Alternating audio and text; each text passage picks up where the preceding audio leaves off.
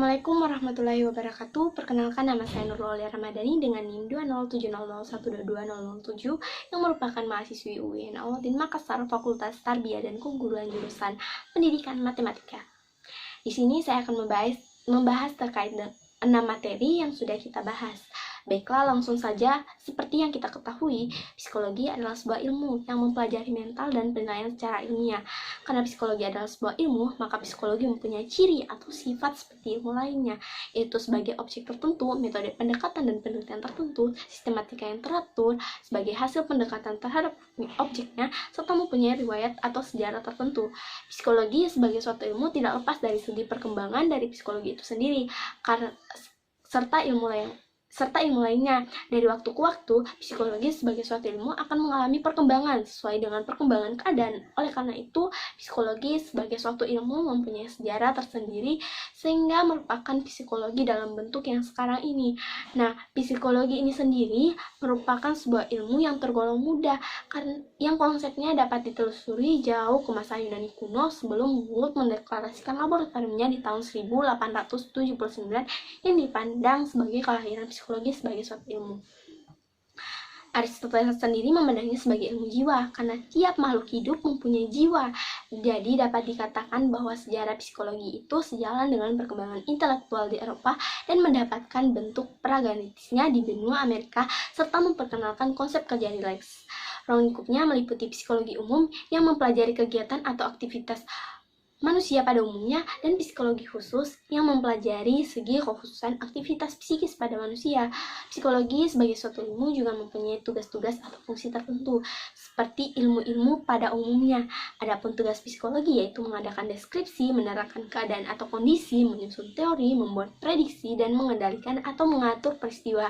Nah, ilmu psikologi ini juga harus memiliki beberapa metode penelitian, karena sebagai ilmu itu berguna untuk mencari dan membuktikan data. Beberapa metode psikologi diantaranya metode eksperimen laboratoris, metode observasi, metode survei, metode tes, dan metode riwayat kasus. Dari sejarahnya sudah jelas bahwa psikologi itu berhubungan dengan ilmu lainnya. Psikologi itu sendiri sangat berguna dan dapat membantu ilmu lainnya, terutama yang menyangkut kehidupan manusia. Ilmu yang berhubungan dengan psikologi diantaranya itu sosiologi, ekonomi, biologi, ilmu hukum, ilmu pengetahuan alam, ilmu politik, filsafat, ilmu kedokteran, pedagogik, dan ilmu agama. Kemudian gejalanya ada 3, yaitu gejala kognitif, gejala afeksi, dan gejala konasi. Yang pertama, gejala kognitif adalah sebuah proses mengenal informasi yang masuk ke dalam indera, di mana indera akan menyimpan, menganalisis, dan memecahkan masalah.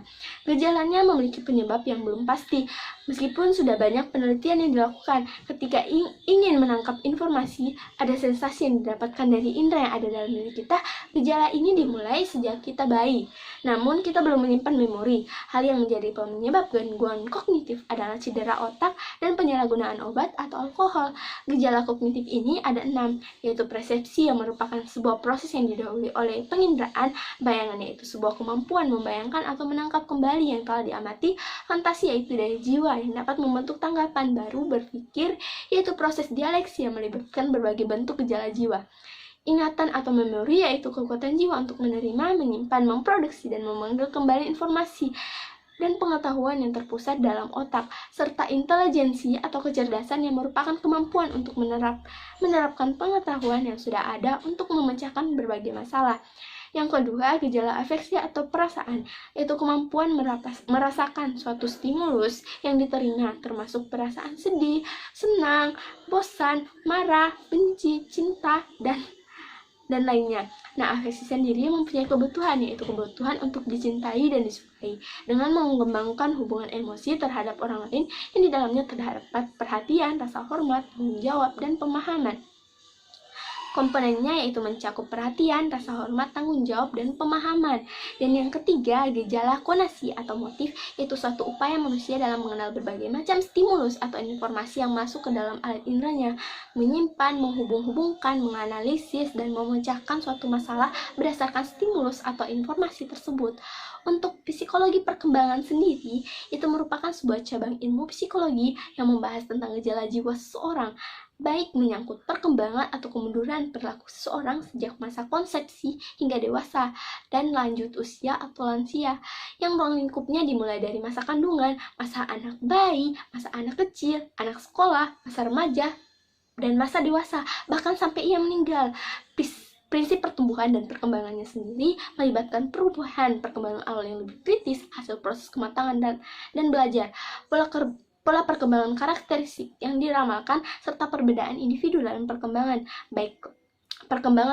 Baiklah, mungkin itu yang bisa saya sampaikan. Sekian, wabillahi taufiq wal hidayah.